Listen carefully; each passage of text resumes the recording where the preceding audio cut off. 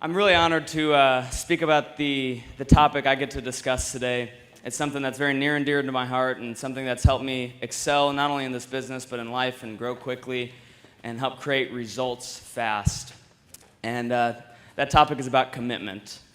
And just as it's important to engineers to have structural integrity in a home, the foundation is important for us to have. It's the structural integrity. Commitment is our structural integrity for our character and for our life. So before we talk about why you should commit, let's cover some objections real quick. So why don't we commit? You can jot some of these down. First off, it's scary. What if I make the wrong choice? What if that hurts me? I like to keep my options open. If I commit to something, then I'm limited. What if something better comes along? It's not necessary. I've been successful enough. Why do I need to commit to something now? I'll just keep doing what I'm doing. It'll be fine. And then probably the most common is I need the right circumstance. These are the people who say, well, this summer's not good, but next summer will be much better because things will be better in my life. It'll be the right circumstance. So here's the lie. It's scary to commit. Commitment equals ball and chain. You'll hear married couples sometimes talk about their spouse as their ball and chain. It's real endearing. No more options. Once I commit, I'm trapped. But guys, here's the truth. It is scarier to not commit, and I'm going to explain why. I used to be afraid of commitment just like everybody else. I was an extremely indecisive person growing up, and I have trained my mind to realize and to act in the reality that it is scarier to not commit to something than it is to commit to something. Commitment doesn't limit options, it creates options for us. And I'll talk about that as well. The example I like to give is of extreme sports. I love snowboarding. And anybody here have done any extreme sports like mountain biking, rock climbing, snowboarding, skiing, selling books door to door? So, in snowboarding, when they build ramps, they're designed for you to go at full speed off the ramp so that when you land on the down slope. And the momentum's going to carry you in the right direction, it's going to be okay. But the problem is, that's a scary jump. So what does our body scream at us to do? Slow down. So when we slow down, what happens? we either eat it or we land on the flat part. And that blows out your knees, depending on how high the jump is.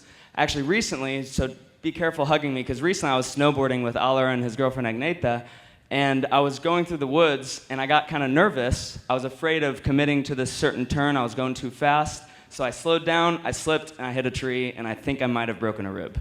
So don't hug me too hard. But it's because I was afraid of committing. When you're afraid of going off the jump, you slow down, and because you're afraid of getting hurt, the ironic part is, that's when you end up hurting yourself. We don't commit because we're afraid of hurting ourselves. And the irony of it all is that's how we end up hurting ourselves. So guys, here's the news flash. The grass is not greener. The grass is brown everywhere. It's green where you choose to water it.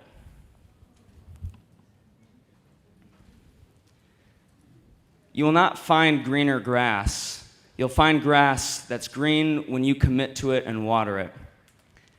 It's funny because, once again, we're afraid of following through on our commitments, and so many people are distracted and they look around.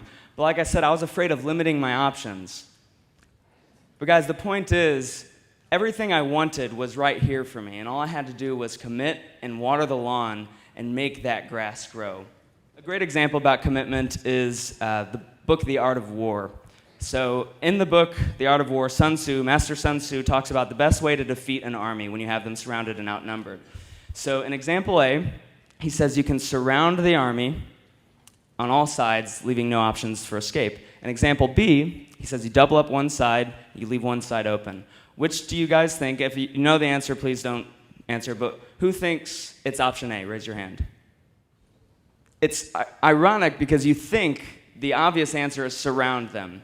But here's the deal. In example A, the army has no choice but to fight. They have two choices, fight or die. In example B, they have three choices, fight, die, or flee. So the whole time they're fighting, they're mentally and emotionally distracted by the fact that if things don't go the way they want them to, they can always bail. That's what lack of commitment does to us. It doesn't allow us to do our best, because the whole time we're thinking, well, if things don't go the way I want, there's always another lawn. The legend of Hernan Cortez, he was a Spanish conquistador, conquered many islands in the Spanish Sea, and when he was battling Tenochtitlan, he actually got defeated at first, went back home, gathered more troops, and came back. And on the second round, he got on the shore. He pulled his men up, and while he was giving his pre-war speech, he ordered one of his men to go and burn their ships. Not the enemy's ships, their ships. And as he was giving the speech to his people and really promoting the fact that they're going to win and trying to build them up, he says, "Men, look." And they looked back, and their ships were on fire, and smoke was billowing into the sky. And he said, "That is our ride home. The only way we're going home now is in the enemy's ships." You think those men fought with a little more determination, with a little more enthusiasm, with a little more vigor and resiliency? They had no choice. They left themselves no options. When you commit to something like this, the question is no longer, will I make it? It becomes, when will I make it? You must leave yourself no choice but to succeed. That's what these men did.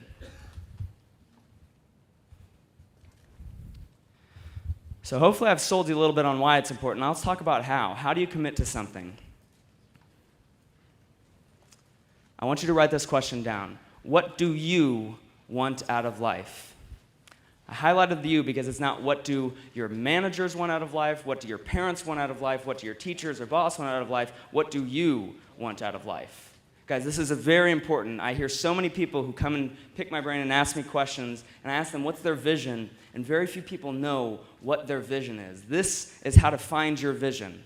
What do you want out of life? You have to come up with your life criteria. What I mean by that is a general set of stipulations that you want in your life. You don't have to make them specific. In fact, they shouldn't be specific, because very rarely does life happen exactly the way you imagine it, exactly the way you want it.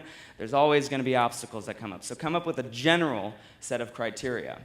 And this can be for career, spouse, home, friend, anything. Before I met my girlfriend, I knew in my mind what I wanted that person to be like, and when I found her, I had that criteria to tell me who was the right one.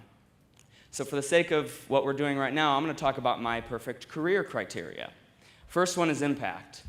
Now, I still have an ego, and I know that there's certain things that my ego wants, like money and recognition and all those things, but I know at my heart, at the deepest part of my core, that the times I'm most happy and most fulfilled is when I'm impacting other people's lives. Impact is so important. I wanted to feel good about what I was doing. I wanted to feel fulfillment. Second one was money. I am money motivated. That's not a bad thing. I wanted to be able to have a job where it wasn't my time that was being traded for money, but it was my value being traded for money. I wanted no limit on the amount of money and prosperity I could create for myself. I want to be able to provide for my family in the future. I want to be able to set a foundation for my family and friends and never have to worry about what I buy, just be able to purchase what I want when I want it. I knew that personal growth was important. I'm old enough now that I have friends who have been in business, who have been in their career for a little bit, and besides the fact that most of them complain about their pay and most of them complain about their hours and their boss, most of them, a lot of them, one of the biggest complaints I hear is they feel stagnant. They feel stuck, like they can't grow. Yes, vacations are great. I loved being in Jamaica, but I don't know about those other guys. I was excited to get back and work because I know that when I'm green, I'm growing, and when I'm red and ripe, I'm rotting. Personal growth is so important. You're always growing. Flexible schedule. And this one's not totally there yet. I'm still working on it. But I know that there's going to be a point where I can have a totally flexible schedule. The beautiful part of running our business in Southwestern is they don't really care how you get your results or what time you get your results. Just get the results. Nobody ever really picks apart my schedule and says I should be doing certain things in different places or I should be doing more of this because I get results. So if you get results, they don't care how you do it. You can create a flexible schedule.